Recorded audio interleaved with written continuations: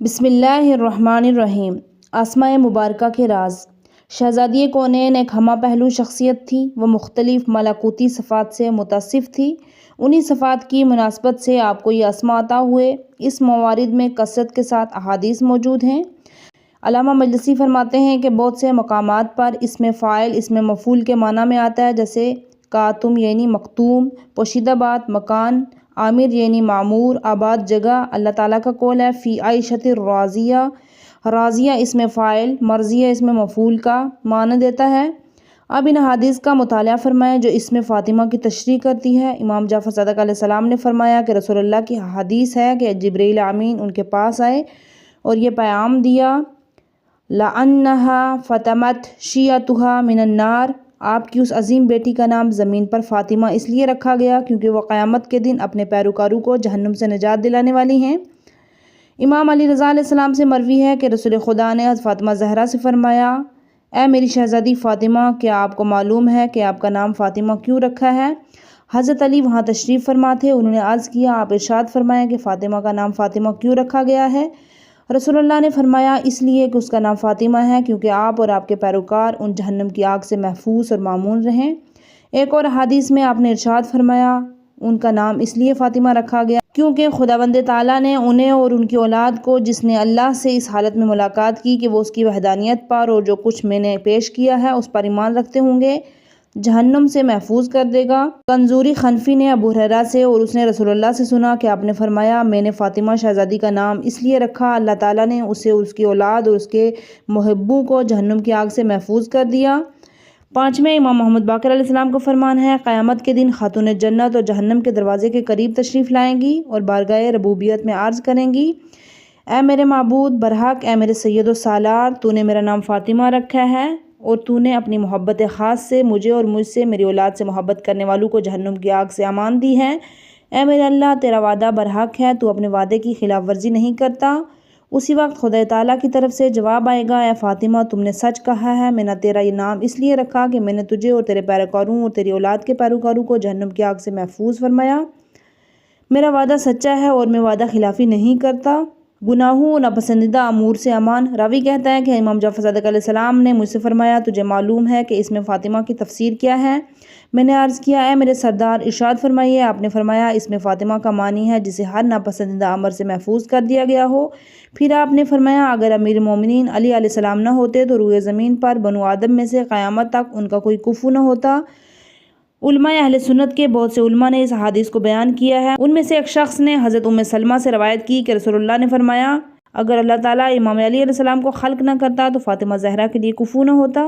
اسی مطلب کو کافی سارے محدثین نے لکھا ہے۔ ام سلمہ سے روایت کی ہے کہ ام سلمہ نے رسول اللہ کے چچا حضرت عباس سے سنا کہ فوائد معرفت کیا ہے۔ امام جعفر صادق علیہ السلام کا فرمان ہے کہ حضرت فاطمہ زہرا کا نام فاطمہ اس لیے رکھا گیا کہ اللہ کی مخلوق ان کی معرفت کے حصول کے بعد جہنم سے نجات پائے گی۔ امتیازات لِأَنَّ اللَّهَ فَاطَمَهَا بِالْعِلْمِ۔ امام محمد باقر علیہ السلام سے روایت ہے کہ جس وقت خاتون جنت حضرت فاطمہ زہرا پیدا ہوئی تو اللہ تعالیٰ نے ایک فرشتے کی طرف وحی فرمائی کہ اس میں فاطمہ کو پیغمبر خدا کی زبان پر جاری کرے۔ یہی وجہ تھی کہ پیغمبر خدا نے اپنی دختر کا نام فاطمہ رکھا۔ پھر اللہ تعالیٰ نے خاتون جنت کی فضیلت بیان کرتے ہوئے فرمایا، میں نے تجھے علم و دانش سے نوازا ہے، تجھے دوسروں سے جدا کیا ہے اور سبھی لوگوں پر برتری عطا کی ہے، اور میں نے تجھے طبیب و طاہر بنایا ہے۔ پھر امام نے فرمایا، اللہ کی قسم، اللہ تعالیٰ نے انہیں علم و دانش کی بدولت دوسروں پر شان امتیازی عطا کی ہے اور عالم زر سے ہی انہیں طاہر و طبیب بنایا۔ اس میں فاطمہ کی بلندیاں خاندان وحی کو اس نام سے بے پناہ محبت تھی۔ وہ اس نام کا احترام کرتے تھے، جس خاتون کا یہ نام ہوتا اس کا بھی احترام کرتے۔ امام جعفر صادق علیہ السلام نے اپنے ایک صحابی سے پوچھا، اگر اللہ آپ کو دختر عطا کرے تو اس کا کیا نام رکھے گا؟ تو اس نے عرض کیا، میں اس کا نام فاطمہ رکھوں گا۔ امام نے فرمایا، کیا تو فاطمہ رکھے گا؟ خدا تعالیٰ فاطمہ پر درود بھیجے، سلام بھیجے۔ اگر تو اس کا نام فاطمہ رکھے تو پھر اس کا خیال رکھنا، اسے تمانچے نہ مارنا اور اسے گالیاں مت دینا، بلکہ اس کا احترام کرنا۔ سکونی سے روایت ہے کہ میں حیرانی اور پریشانی کی صورت میں امام جعفر صادق علیہ السلام کی بارگاہ میں حاضر ہوا۔ انہوں نے فرمایا، اے سکونی، خیر ہے، کیوں پریشان ہے؟ سکونی کہتا ہے، میں نے عرض کیا، میرے ہاں بیٹی پیدا ہوئی ہے۔ آپ نے فرمایا، تو نے اس کا نام کیا رکھا ہے؟ میں نے عرض کیا، میں نے اس کا نام فاطمہ رکھا ہے۔ آپ نے فرمایا، پھر فرمایا اگر تو نے اس کا نام فاطمہ رکھا ہے تو اسے کبھی گالی نہ دینا، اس پر لعنت نہ بھیجنا، اس سے مت مارنا۔ امام موسیٰ کاظم علیہ السلام کا فرمان ہے اس گھر میں فقر و داخل نہیں ہوتا جس گھر میں فاطمہ اور محمد نام کے افراد ہوں۔ عالم زر پچھلے صفحات میں حدیث موجود ہیں۔ امام محمد باقر علیہ السلام نے فرمایا اللہ کی قسم خدا تعالیٰ نے حضرت فاطمہ کو عالم میثاق میں پاک و پاکیزہ خلق بنایا، انہیں ہر قسم کے ناپسندیدہ امور سے پاک کیا۔ اس حدیث میں کلمہ میثاق سے مراد عالم زر ہے، یہ وہ عالم ہے جس میں اللہ تعالیٰ نے بنو آدم کی پشت میں اس کی نسل رکھی، پھر اس سے گواہی لیتے ہوئے فرمایا الست بربکم قالوا بلی، سورہ اعراف آیت نمبر 172، کیا میں تمہارا رب نہیں ہوں؟ ان سب نے کہا کیوں نہیں، تو ہی ہمارا رب ہے۔ اس روایت کا خلاصہ یہ ہے کہ اللہ تعالیٰ نے انسانوں کی نسل کو جناب آدم کی صلب سے نکالا، حالانکہ وہ اس وقت ذرہ ناچیز تھے، پھر انہیں حضرت آدم علیہ السلام پر پیش کیا اور فرمایا میں ان سے میثاق لینے والا ہوں، میری عبادت کریں گے، میرا شریک نہیں ٹھہرائیں گے، ان کے رزق کا میں ضامن ہوں۔ پھر ان سب سے فرمایا کیا میں تمہارا رب نہیں ہوں؟ ان سب نے کہا جی آپ ہی ہمارے رب ہیں۔ اللہ تعالیٰ نے تمام ملائکہ سے فرمایا ان کی ان شہادت پر گواہ رہنا، انہوں نے عرض کیا کہ ہم گواہ ہیں۔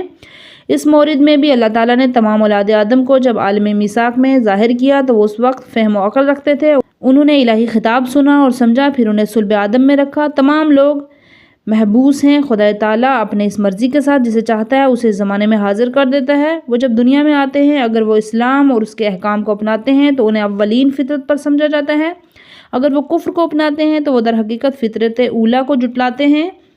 یہ ان حدیث کا خلاصہ ہے جو عالم زر یا عالم میثاق کے ضامین پر مبنی ہے۔ اس عالم کو عالم زر یا عالم میثاق کا نام دیا گیا ہے۔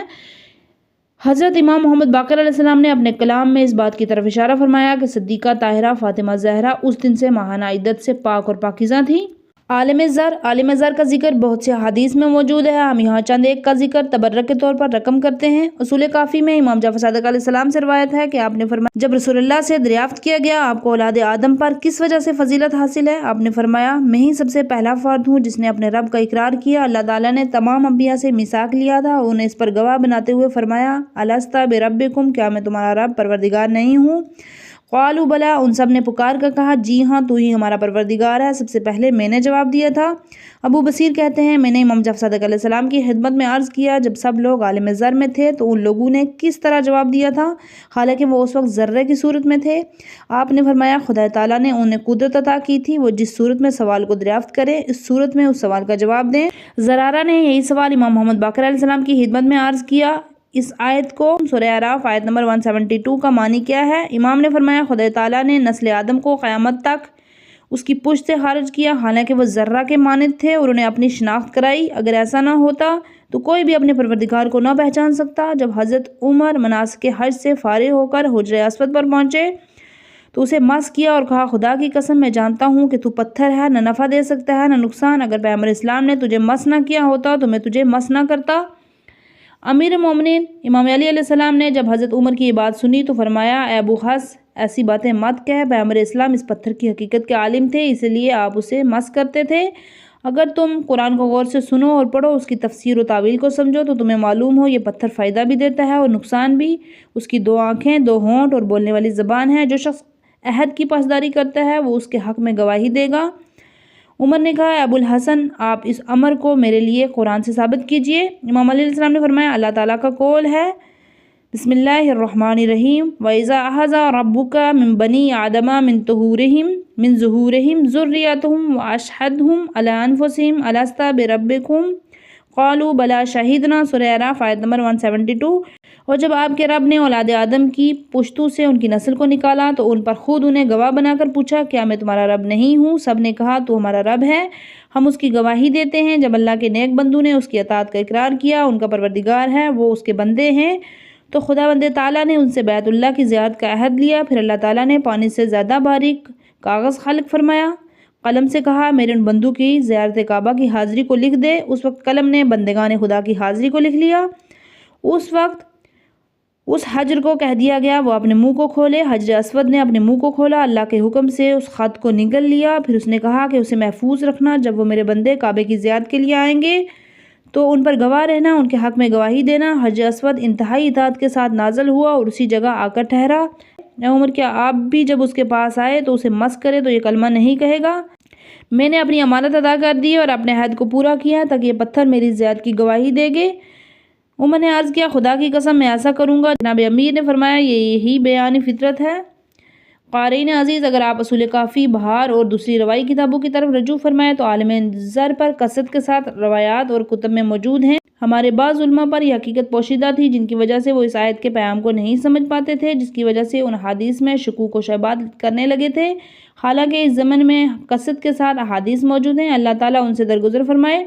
کلام کا خلاصہ یہ ہے کہ عالم زر عالم میثاق ہے، اس عالم سے بلکہ اس سے قبل رسول اللہ اور ان کے اہل بیت اور اطہار ان سب میں سے ان کی طاہر بیٹی حضرت فاطمہ زہرا کی فضیلت ثابت ہے۔ اے قاریان عزیز، اس حقیقت کی قبولیت آپ کے لیے گراں خاطر نہ ہو، اسلامی مصادر میں کثرت کے ساتھ احادیث موجود ہیں جنہیں شیعہ اور سنی دونوں مکاتب فکر کے علماء نے روایت کیا ہے۔ یہ تمام روایت تواتر کی حد تک پہنچی ہیں اور اس موضوع کی تائید کرتی ہیں۔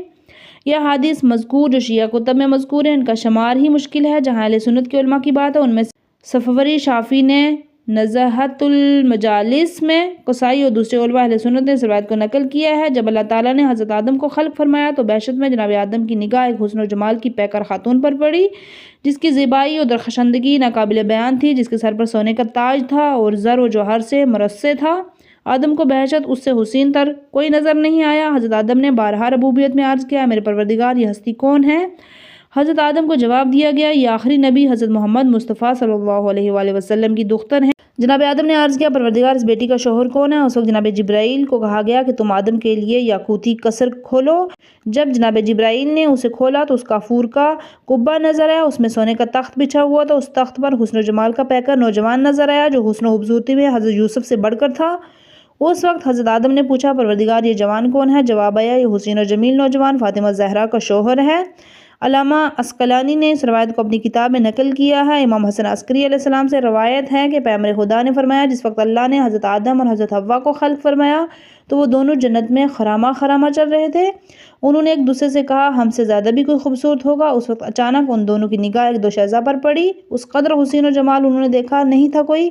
اس کے چہرے سے نور برس رہا تھا، اس کے نور کی درخشانی نے ان کی آنکھوں کو خیرہ کر دیا۔ ان دونوں نے بارگاہ ربوبیت میں عرض کیا، اے پروردگار یہ عظیم الشان پیکر اور جمال وقار بی بی کون ہے؟ جواب دیا گیا، یہ سید النساء العالمین حضرت فاطمہ زہرا ہیں۔ انہوں نے کہا، یا پروردگار اس کے سر پر جو ذوفشاں تاج ہے وہ کیا ہے؟ پیام آیا، یہ ان کے رفیق حیات امام علی ہیں۔ انہوں نے پوچھا، ان کے کانوں میں حسین و جمیل گوشوارے کیا ہیں؟ جواب آیا، اس کے عظیم الشان دونوں فرزند ہیں، ایک کا نام حسن مجتبیٰ ہے اور دوسرے کا نام حسین ہے۔ اے آدم، میری تخلیق سے 2000 قبل یہ سماہی پرشکوہ میرے مخفی علم میں موجود تھی۔ صدیقہ اس عظمتوں کی پیکر خاتون کا اسم صدیقہ بھی ہے۔ صدیقہ اسے کہا جاتا ہے جو مجسم صداقت ہو۔ اس کلمہ کے صاد کے نیچے کسرہ ہے اور اس کا حرف دال مشدد ہے، مبالغہ کا صیغہ ہے، اس چیز کا معنی ہے صداقت کی کثرت۔ صدیق میں معنی کی کثرت صدوق سے زیادہ پائی جاتی ہے۔ ایک قول ہے کہ صدیق کا معنی ہے جس میں سچائی کثرت کے ساتھ ہو، ایک اور قول کے مطابق اس کا معنی ہے جو کبھی جھوٹ نہ بولے۔ بعض نے کہا صدیق کا مفہوم اس فرد پر صادق آتا ہے جس میں صداقت کمال کی حد تک ہو، اس کی گفتار کی تصدیق اس کی رفتار سے ہو اور وہ سراپا نیکی ہو۔ صدیق کا یہ معنی ہے کہ صدیق وہ ہوتا ہے جس کی عادت و فطرت میں بیچ رچ بس گیا ہو اور جس سے جھوٹ کا تصور بھی ناممکن ہو۔ کسی نے کہا صدیق تو وہ ہوتا ہے جس کا قول و عقیدہ صداقت پر مبنی ہو اور عمل کے ساتھ اپنی اس صداقت کو ثابت کر دکھائے۔ تاج العروس میں صدیق کی یہی تشریح موجود ہے۔ ایک اور قول کے مطابق صدیق اسے کہا جاتا ہے جو حق و عدالت کو پسند کرے اور اپنی گفتار و عمل سے اس کی گواہی دے۔ ایک اور قول ہے صدیق کا مصداق وہ فرد ہے جس کی راستی اور راست گوئی سیرت و عادت بن جائے۔ بعض علماء نے لکھا ہے کہ صدیق اسے کہا جاتا ہے جو کچھ اللہ نے فرمایا اسے قبول کرے اور جو کچھ اس کے انبیاء کی طرف سے ملا ہے اس پر ایمان لائے، اس کے دل میں کوئی شک باقی نہ رہے۔ اس کی قول کی تائید اللہ تعالیٰ کے اس فرمان سے ہوتی ہے۔ سورہ حدید آیت نمبر 19، بسم اللہ الرحمن الرحیم، والذین آمنوا باللہ ورسلہ اولئک هم الصادقون، جو لوگ اللہ اور اس کے رسول پر ایمان لائے ہیں وہی صدیق ہیں۔ قرآن مجید اور صدیقین کا مقام مدرجہ ذیل بالا تمام تعاریف اور صدیق کے معنی پر مشتمل ہے۔ علاوہ ازیں کثرت کے ساتھ آیات اور روایات موجود ہیں، ان میں سے یہ حاصل ہوتا ہے کہ صدیق کا مرتبہ انبیاء و شہداء کے مراتب کی مانند ہے۔ یہ لوگ خصوصی منزلت و عظمت کے مالک ہیں۔ نمونے کے لیے چند آیات حاضر ہیں۔ سورہ نساء آیت نمبر 69، وَمَن يُطِعِ اللَّهَ وَرَسُولَهُ فَأُولَئِكَ مَعَ الَّذِينَ أَنْعَمَ اللَّهُ عَلَيْهِم مِّنَ النَّبِيِّينَ وَالصِّدِّيقِينَ وَالشُّهَدَاءِ الصَّالِحِينَ وَحَسُنَ أُولَئِكَ رَفِيقًا۔ جو اللہ اور اس کے رسول کی اطاعت کرے وہ انبیاء و صدیقین، گواہوں اور صالحین کے ساتھ ہوگا جس پر اللہ نے انعام کیا، اور یہ لوگ کیا ہی اچھے رفیق تھے۔ سورہ مریم آیت نمبر 41، وَاذْكُرْنِ الْكِتَابِ ابراہیم انہ کان صدیقا نبیہ، اور اس کتاب میں ابراہیم کا ذکر کیجیے، یقیناً وہ بڑے سچے نبی تھے۔ وَاذْكُرْ فِي الْكِتَابِ ادریس انہ کان صدیقا نبیہ، سورہ مریم آیت نمبر 56، اور اس کتاب میں ادریس کا ذکر کیجیے، یقیناً وہ بڑے سچے نبی تھے۔ مل مسیح ابن مریم الرسول قد خلت من قبلہ الرسل و امہ صدیقہ، سورہ مائدہ آیت نمبر 75۔ مسیح ابن مریم رسول اللہ کے رسول ہیں، ان سے پہلے بہت سے رسول گزر چکے ہیں، ان کی والدہ صدیقہ خاتون تھی۔ بعض مفسرین نے امہ صدیقہ کی تفسیر میں کہا ہے انہیں صدیقہ اس لیے کہا گیا کیونکہ انہوں نے اپنے پروردگار کی آیت کی اور اپنے بیٹے کے مقام کی تصدیق کی تھی۔ جن امور کی انہیں خبر دی گئی تھی ان امور کی بھی انہوں نے تصدیق کی تھی۔ خدا تعالیٰ نے ایک دوسری آیت اس حقیقت کی نشاندہی میں فرمائی، وَصَدَّقْتَ بِكَلِمَاتِ رَبِّهَا، سورہ تحریم آیت نمبر 12، اس نے اپنے پروردگار کے کلمات کی تصدیق فرمائی۔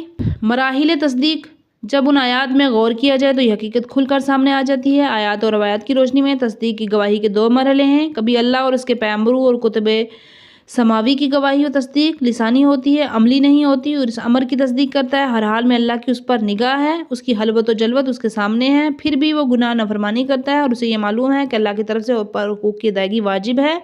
بعض اوقات وہ حقوق مالی ہوتے ہیں، بعض اوقات غیر مالی ہوتے ہیں، لیکن انہیں ادا نہیں کرتا۔ اسے معلوم ہے کہ اللہ نے شراب، سود، زنا وغیرہ کو حرام قرار دیا ہے، پھر بھی ان برائیوں کو اپناتا ہے۔